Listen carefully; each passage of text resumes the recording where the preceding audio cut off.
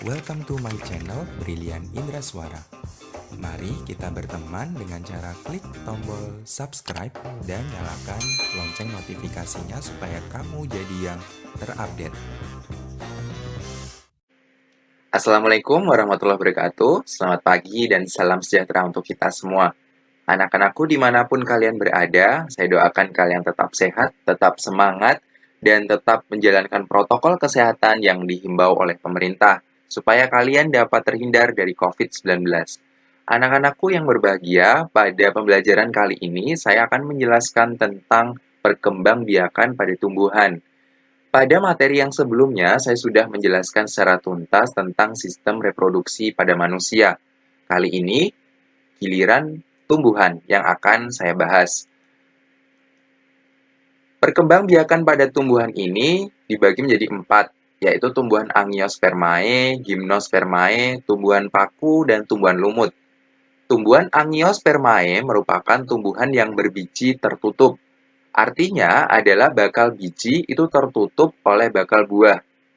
Berikutnya tumbuhan Gymnospermae. Tumbuhan Gymnospermae ini merupakan tumbuhan berbiji terbuka. Artinya, bakal bijinya ini tidak ditutupi oleh buah. Tumbuhan paku dan tumbuhan lumut ini merupakan jenis tumbuhan yang tidak berbunga, tetapi dia dapat berkembang biak. Nanti pada pertemuan yang berikutnya akan saya jelaskan. Tumbuhan Angiospermae ini dapat berkembang biak secara vegetatif maupun generatif. Vegetatif merupakan perkembangbiakan secara tak kawin. Artinya, tidak ada peleburan gamet jantan maupun gamet betina. Sedangkan perkembangbiakan secara generatif merupakan perkembangbiakan secara kawin. Artinya, ada peleburan gamet jantan dan gamet betina. Ada pertemuan sel telur dan sel sperma. Kali ini yang akan saya jelaskan pada kalian yaitu perkembangbiakan secara vegetatif baik yang alami maupun yang buatan. Perkembangbiakan vegetatif alami yang pertama yaitu rizoma. Apa itu rizoma? Rizoma merupakan batang yang ada di dalam tanah. Beberapa contoh tumbuhan yang berkembang biak dengan cara rizoma adalah jahe, kunyit, lengkuas, dan temulawak. Seperti ini contohnya rizoma. Selanjutnya yaitu stolon. Stolon merupakan batang tumbuhan yang menjalar di atas tanah. Nama lain stolon yaitu geragi. Tunas dapat tumbuh pada buku dari stolon saat tunas terpisah dari tanaman induk. Tunas sudah mampu tumbuh menjadi individu baru. Contoh dari stolon yaitu stroberi. Ini merupakan stolon. Selanjutnya yaitu umbi lapis. Dinamakan umbi lapis karena memperlihatkan susunan berlapis-lapis yang terdiri atas daun yang menebal, lunak, dan berdaging serta batang yang berupa bagian kecil pada bagian bawah umbi lapis yang disebut dengan cakram. Dengan demikian dapat dikatakan bahwa umbi lapis atau bulbus ini merupakan modifikasi batang dan daun. Jadi yang berlapis-lapis ini merupakan modifikasi dari batang dan daun. Contoh dari umbi lapis ini adalah bawang merah. Selanjutnya, umbi batang. Kentang merupakan salah satu contoh tumbuhan yang mengalami penggembungan pada batang di dalam tanah dan berisi cadangan makanan. Batang yang demikian disebut dengan umbi batang. Umbi batang selain berfungsi untuk menyimpan cadangan makanan juga berfungsi untuk perkembangbiakan. Tanaman ubi jalar juga dapat berkembang biak dengan menggunakan umbi batang. Nah, ini adalah calon-calon anakan yang berkembang biak dengan umbi batang yang ada di sebelah sini. Selanjutnya yaitu kuncup adventif. Kuncup merupakan calon tunas yang terdiri atas calon batang beserta calon daun. Kuncup yang terdapat pada tepi daun disebut dengan kuncup adventif daun atau tunas liar pada tepi daun. Contoh tumbuhan yang berkembang biak dengan kuncup adventif daun adalah cocor bebek. Nah, ini adalah cocor bebek. Jadi kuncup adventifnya itu ada di pinggir-pinggirnya daun ini. Selanjutnya yaitu perkembangbiakan vegetatif buatan. Artinya buatan adalah dengan bantuan manusia. Perkembangbiakan vegetatif buatan yang pertama adalah mencangkok. Cangkok dapat dilakukan dengan mengelupas kulit suatu batang tanaman berkayu, kemudian dibalut dengan tanah dan dibungkus dengan sabut kelapa atau plastik sehingga tumbuh akar. Bagaimana langkah-langkah dalam mencangkok? Yang pertama yang harus kalian lakukan adalah memilih salah satu pohon yang akan dicangkok. Kemudian pilih salah satu batang pohon yang sudah agak tua. Batang yang dipilih haruslah batang yang lurus.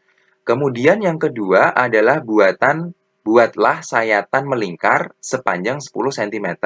Kemudian kupas kulitnya. Selanjutnya yang ketiga adalah hilangkan bagian kambiumnya dengan cara mengerik bagian yang dirasakan berlendir.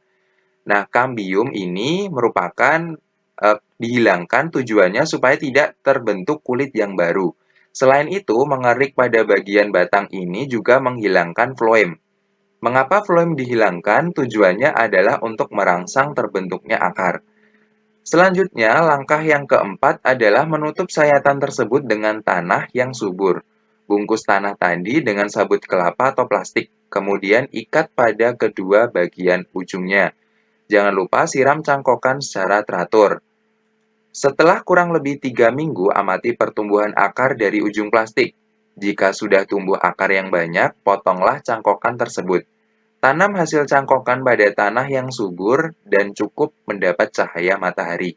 Itulah langkah-langkah yang harus kalian lakukan untuk mencangkok tanaman.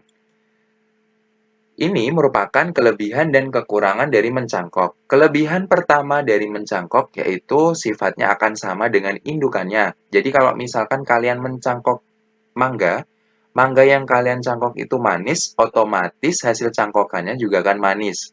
Kemudian kelebihan yang kedua diperoleh keturunan yang banyak dalam waktu yang relatif singkat, yaitu kurang lebih 1 bulan.